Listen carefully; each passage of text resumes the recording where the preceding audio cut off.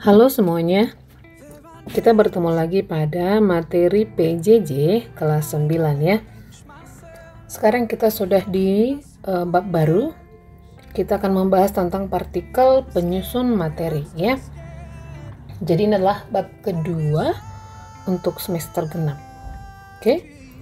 Nah, sekarang mari kita bahas dulu yang pertama, partikel penyusun maksudnya partikel materi.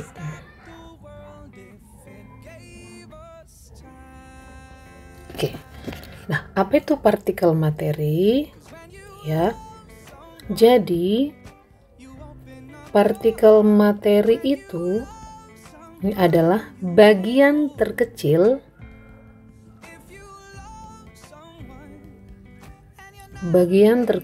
dari materi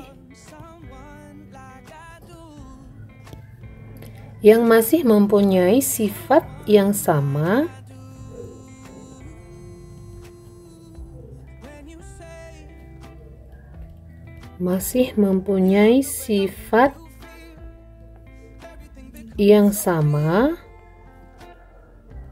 dengan materi tersebut.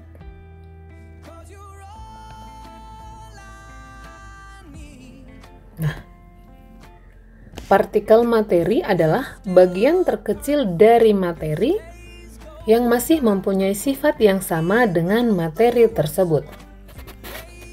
Contoh, ya, kita tuliskan contohnya. Kita buat contohnya partikel gula pasir, ya. Jadi partikel berdasarkan pengertian ini, partikel gula pasir merupakan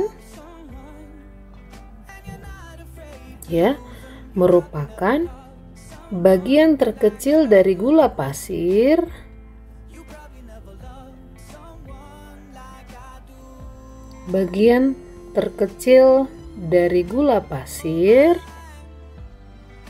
dan sifatnya sama dengan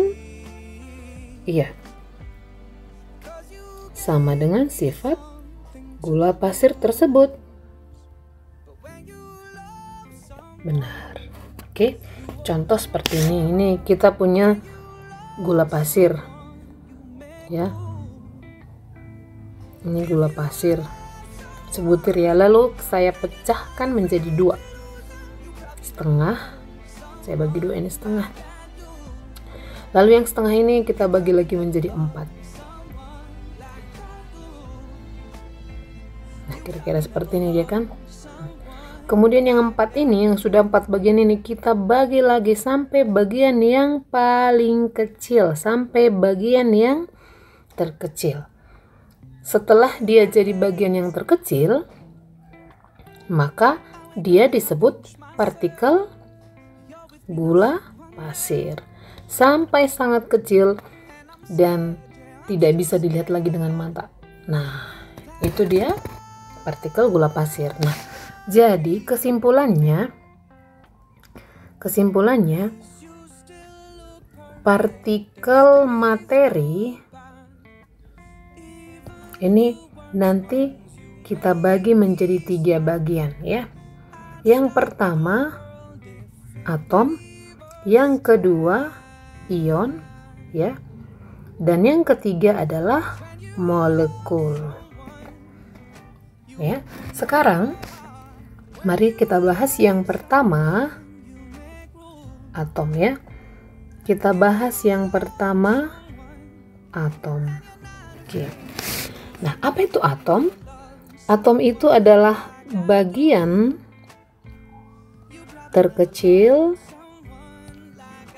dari suatu unsur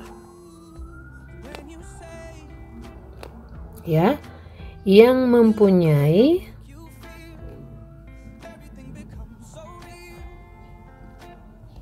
sifat yang sama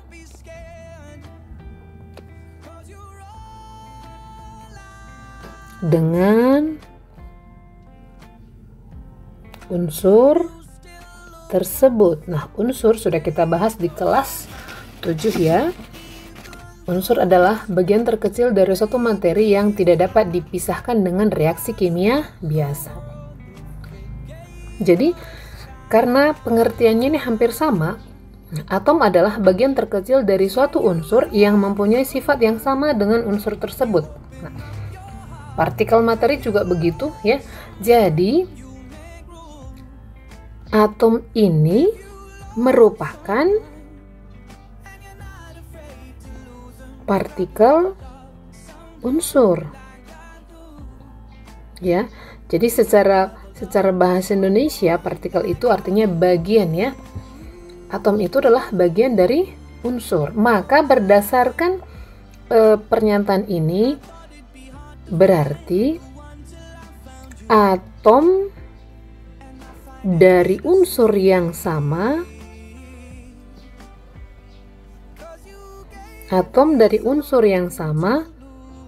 akan memiliki sifat yang sama. Atom dari unsur yang sama sifatnya sama. Sebaliknya, atom dari unsur yang berbeda berarti ya sifatnya berbeda. Sifatnya tidak sama. Nah, secara sederhana ya, bahwa susunan atom itu dibagi menjadi 3 bagian. Tapi sebelum ke situ, marilah kita pelajari tentang struktur atom. Oke? Kita lanjutkan ke struktur atom.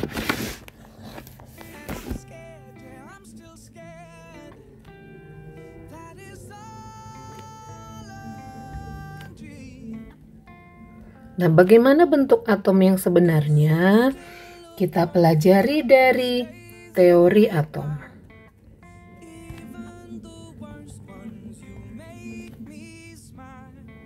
Ini kita garis 2 kali ya. Nah, teori atom itu ada dikemukakan oleh kurang lebih 5 orang ahli ya. Sebenarnya banyak. Di sini kita bahas teori atom dari 5 orang ahli. Oke, yang pertama adalah teori atom Dalton. Yang pertama, teori atom Dalton. Oke. Jadi menurut Dalton bahwa atom itu seperti bola pejal. Seperti bola pejal. Bola pejal itu artinya bola yang tidak berongga. Seperti bola kaki kan ada ruangan kosong di tengahnya. Nah, kalau bola pejal seperti guli, ya. Dia seperti bola pejal yang sangat kecil.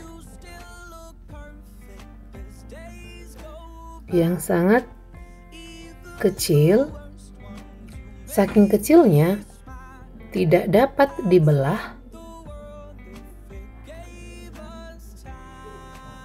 Ya, tidak dapat dibelah, tidak dapat diciptakan,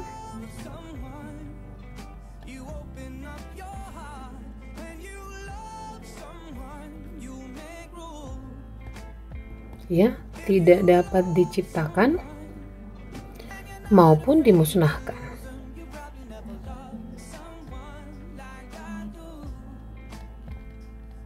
Itu yang pertama. Kemudian masih menurut Dalton ya, atom merupakan bagian terkecil dari unsur.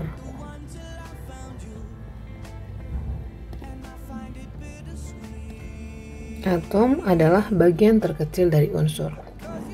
Ya, sehingga unsur yang sama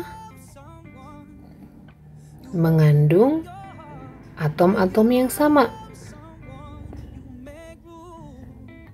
Unsur yang sama mengandung atom-atom yang sama. sebaliknya, unsur yang berbeda mengandung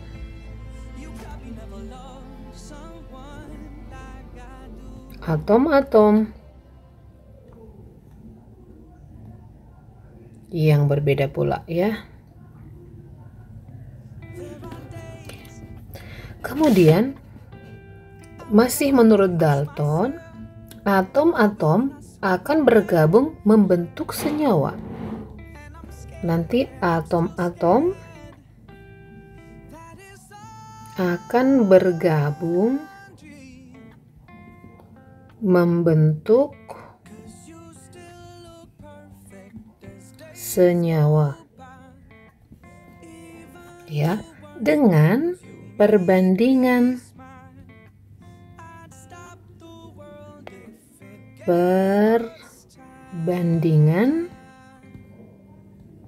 tetap.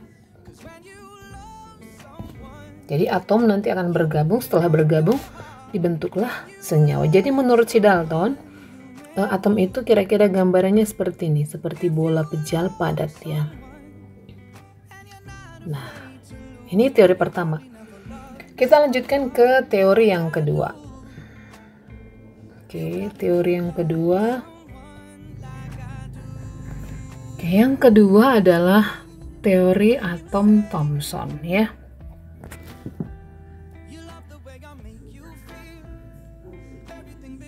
Teori atom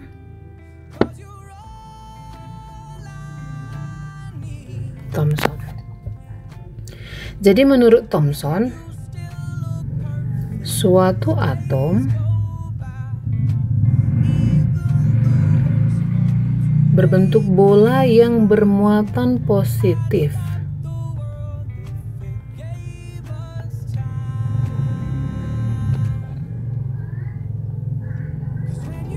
Yang bermuatan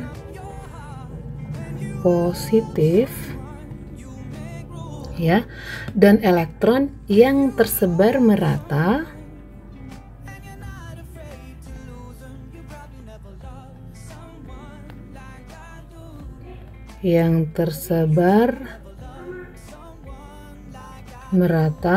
dalam bola tersebut.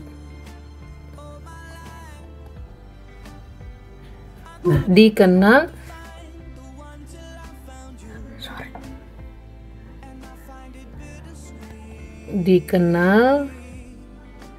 dengan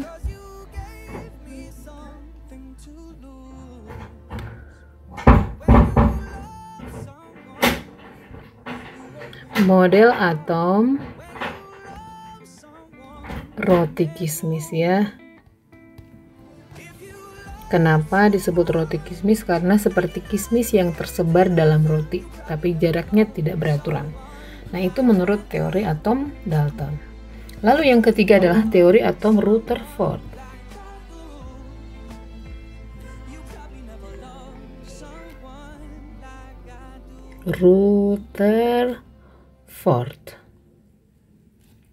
Nah, menurut Rutherford, atom terdiri dari inti atom. Jadi sudah semakin berkembang ya. Atom terdiri dari inti atom yang bermuatan positif, sedangkan elektron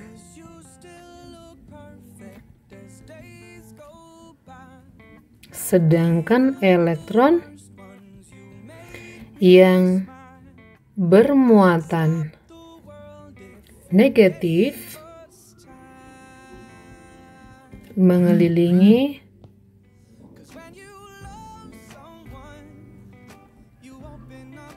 inti atom. Nah, seperti itu dia. Kemudian menurutnya, oh ya benar. Yang berikutnya, atom bersifat netral. Atom bersifat netral. Artinya jumlah proton dalam inti, jumlah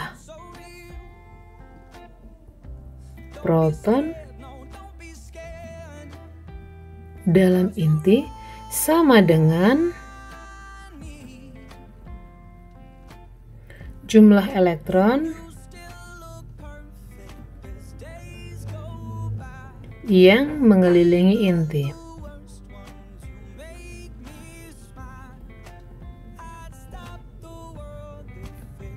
Ya, yang mengelilingi inti atom.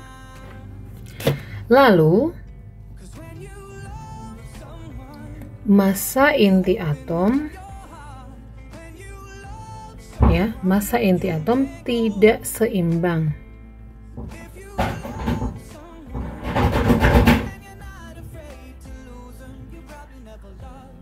Ya, massa inti atom tidak seimbang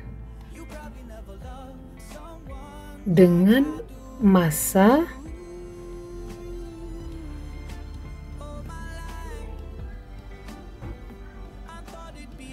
proton dalam inti. Nah, akan diprediksi ada partikel lain dalam inti yang disebut supaya imbang, ya, yang disebut neutron. Ya, jadi ada partikel lain,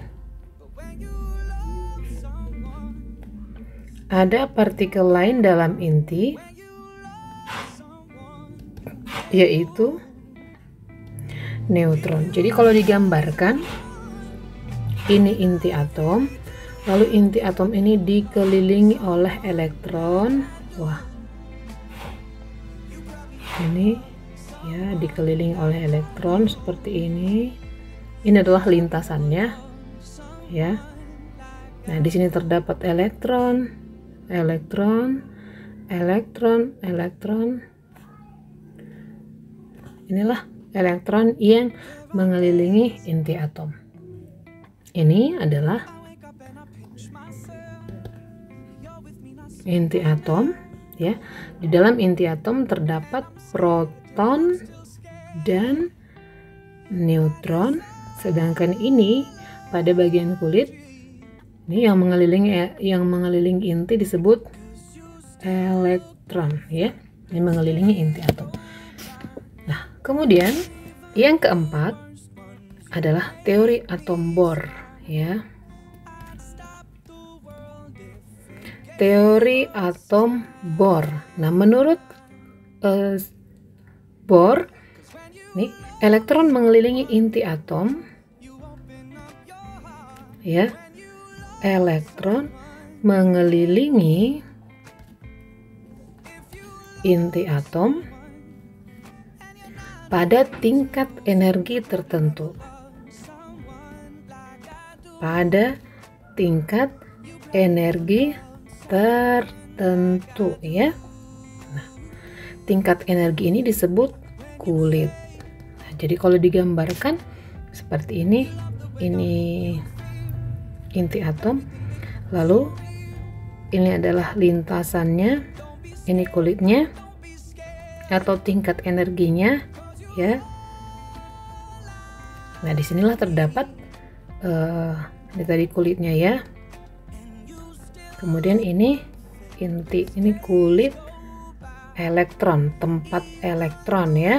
Jadi elektron ini mengelilingi inti pada lintasan atau tingkat energi tertentu. Nah, jadi elektron dapat berpindah dari tingkat energi tinggi ke tingkat energi rendah dan sebaliknya. Nah, yang terakhir adalah teori mekanika kuantum. Teori mekanika kuantum. Ini teori kelima, ya. Nah, berdasarkan sifat dualisme elektron, ya. Berdasarkan sifat dualisme elektron, ya. Kenapa dualisme? Karena dua artinya dua, ya. Elektron ini bisa sebagai partikel, bisa juga disebut sebagai gelombang. Maka tidaklah mungkin menentukan posisi serta momentum yang pasti dari elektron dalam atom, ya, tidaklah mungkin. Nah, adapun yang dapat ditentukan adalah nih. Adapun yang dapat ditentukan adalah kebolehjadian menemukan elektron. Jadi kita boleh jadi ini bisa kemungkinan menemukan elektron di suatu titik, ya, pada jarak tertentu.